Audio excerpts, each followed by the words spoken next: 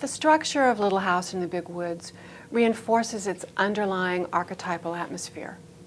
Wilder captures the timelessness of childhood, a child's sense of life's ongoing wonder. In part, this is because Little House in the Big Woods is episodic. The narrative moves from one episode to another. It's almost as if Wilder is building the novel around the disconnected memories of early childhood.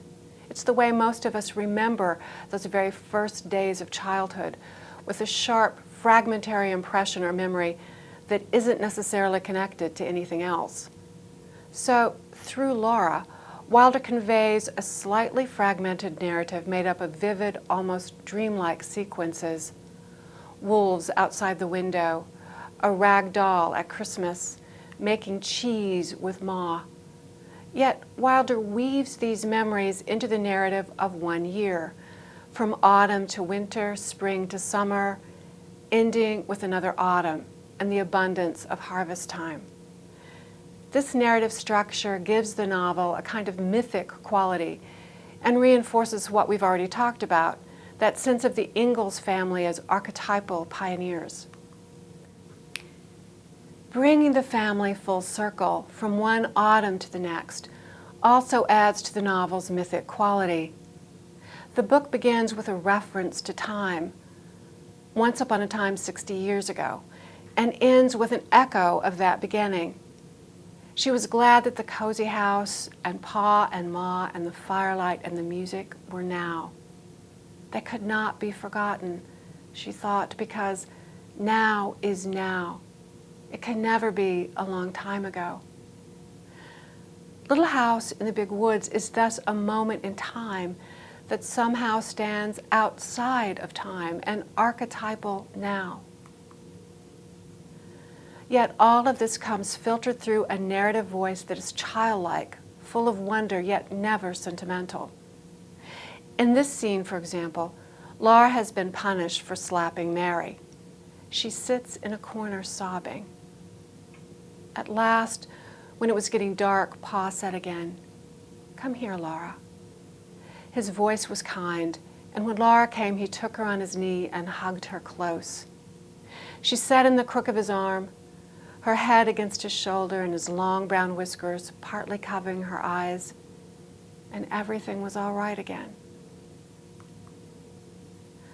Wilder's style is at once childlike and profound. The language is spare and simple, yet it gives the scene unexpected maturity and depth. Another important point about Wilder's narrative approach in Little House in the Big Woods: Wilder never talks down to her readers. She never tells them what to think, even when Charlie makes trouble for Pa and Uncle Henry and is stung by yellow jackets. Laura lay and listened to the rain drumming on the roof and streaming from the eaves, and she thought about what Pa had said. She thought about what the yellow jackets had done to Charlie. She thought it served Charlie right, too. It served him right because he had been so monstrously naughty, and the bees had been right to sting him when he jumped on their home. Readers know exactly what Laura thinks about Charlie, and by extension, they probably feel the same way about him themselves. But Wilder doesn't stop the narrative to preach a sermon about Charlie or to instruct readers on the virtues of hard work, obedience, and honesty.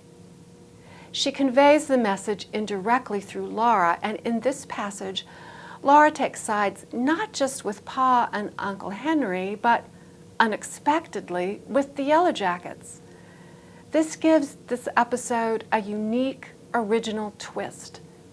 It's less an instructive tale about bad boy Charlie and more a revelation into Laura's character and her way of viewing the world. Personally, I think this is a universal characteristic of great children's book writers. They are simultaneously in the moment as children, yet providing very subtle perspective as adults. And they rarely ever preach. There's very little dialogue in Little House in the Big Woods, and when we do hear the Ingalls family's conversations, it often sounds like this. "Anyway, I saved the bacon," or "Is the moon really made of green cheese?" Laura asked. And Ma laughed. "I think people say that because it looks like a green cheese," she said. "But appearances are deceiving." The dialogue is short, direct, and sometimes cliched. But somehow, in Little House in the Big Woods, this kind of dialogue works. It reinforces the routine of everyday life, the comforting sameness that young children usually crave, and it also provides a link between the old-fashioned way of life and the world of today that Wilder's young readers would understand. The clichés serve as a bridge between then and now. Little House in the Big Woods is also remarkable because the children in the novel, Mary, Laura, and Carrie, are younger than its readers. Most young readers prefer to read about characters who are older than they are, but in the novel, Laura turns 6, roughly midway through the book. She's significantly younger than most of Wilder's young readers, 3rd and 4th graders, who can handle the sometimes challenging vocabulary, words like monstrous, appearances, and catechism. So why does this work? Why do young readers identify with characters who are clearly younger than they are? The key here, I think, is Wilder's setting. The frontier becomes a kind of character itself, a wild, exotic, and dangerous place where Laura and Mary have unusual experiences and adventures, where the world is not always as it appears to be. The setting is vivid, alive, and a source of beauty and conflict. And please note that without conflict, there can be no story. The frontier in Little House in the Big Woods essentially ages Laura and Mary in the novel and infuses young readers with a sense of adventure, which offsets their bias against younger protagonists. As we'll see in the remaining Little House books, Wilder will continue to use setting in innovative and dynamic ways. The West, from its endless prairies and big skies to its relentless blizzards and summer storms, will be essential to the Little House series, as essential as the Ingalls family itself. Wilder lays the groundwork in this novel for characterizations, concepts, and ideas she later develops more fully in the series. Let's take a quick look at just a few of these, starting with fashion. It may seem odd that in a series about the frontier, its vastness and danger, that women's fashion would also play an important part of the story, but it does. In the chapter Dance at Grandpa's, for example, Wilder lingers over details of how Aunt Docia and Aunt Ruby style their hair, tighten their corsets, don their best calico dresses. She describes in detail the color and pattern of the calico, the design of the bodice, the flounces on skirts. For Wilder, fashion was a symbol of beauty on the frontier and a woman's attempt to tame it. Later in the series, fashion also defines financial security, or the lack of it. Wilder is also concerned with the concept of feminine beauty, and it too makes an appearance in Little House in the Big Woods.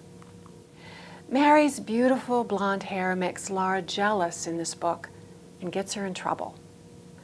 Wilder will return to this theme in later books and will amplify that sense of rivalry and the differences between the two girls.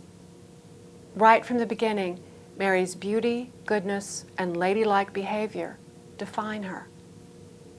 Now, Mary was oldest, and she wanted to play a quiet, ladylike play. So in the afternoon, the cousins made a playhouse in the yard. The stumps were chairs and tables and stoves, and leaves were dishes, and sticks were the children. Laura, on the other hand, is defined by her strength. In this first book, Pa gives her 2 nicknames that will follow her throughout the series, Half Pint and Little French Horse. The distinct differences between Pa and Ma also come through in the same scene where Laura gets her nicknames. Pa is wild and spontaneous with twinkling blue eyes. He plays wholeheartedly and dramatically with the children. Ma is quiet, restrained, the voice of reason. Her short dialogue at the end of the Mad Dog play scene encapsulates her character and pause, and serves as a pattern for their characters throughout the rest of the series. "You shouldn't frighten the children so, Charles," Ma said. "Look how big their eyes are." Pa's music and his fiddle make their first appearance in this book, and Wilder uses music not just as a characteristic that defines Pa, but as a way to underscore setting, mood, theme, conflict, and life on the frontier. The music in Wilder's novel is authentic. It is the music of her childhood. Pa's fiddle and the songs he played figured prominently in Pioneer Girl as well. And when I researched the lyrics Wilder quoted in Pioneer Girl, I found the historical origins of almost all of them, their composers, complete lyrics, and sometimes even information on performers associated with these 19th century songs, jigs, and reels. Most of the songs in Pioneer Girl eventually made their way into the Little House novels, although Wilder placed these pieces more strategically in her fiction to enhance the mood and atmosphere she sought to create. A couple of historical notes. Wilder's earliest childhood memories, as we've seen, were from Indian Territory, not the big woods of Wisconsin. When Rose plucked out episodes from the Big Woods section of Pioneer Girl and placed them in when Grandma was a little girl, Wilder was essentially stuck with starting the fictional family story in Wisconsin, not as she remembered it on the Osage Diminished Reserve in Kansas. Consequently, Wilder had to adjust the ages of the fictional Ingalls girls. This shift in age was something Wilder had to deal with later when she decided to write a sequel to Little House in the Big Woods. And it was an ongoing creative issue in the series, especially when the fictional Ingalls family left Minnesota for Dakota Territory, as we'll see in part 2 of this class.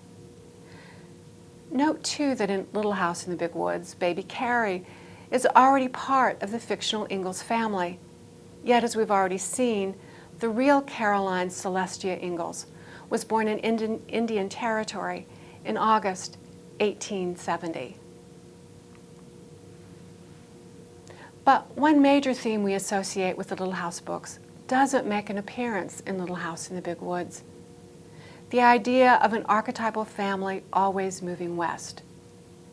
There's no sense in this book of Pa's restless spirit, that irresistible yearning to move west. Rather, Little House in the Big Woods is a novel about security and carving it out of a dangerous and unpredictable frontier. In 1931, when Wilder revised and submitted the manuscript to Harper and Brothers, she hadn't even envisioned a series of books about the great American West. True, she was working on another book, but it would be a different kind of novel. Still historical, but not autobiographical. She wanted to write a boys' book about life in the 19th century, one that would complement Little House in the Big Woods, and yet show how a settled family back east went about the business of living. Little House in the Big Woods had brought Wilder's memories of early childhood to life for young readers. Now she wanted to do the same thing for her husband in a book she would title Farmer Boy.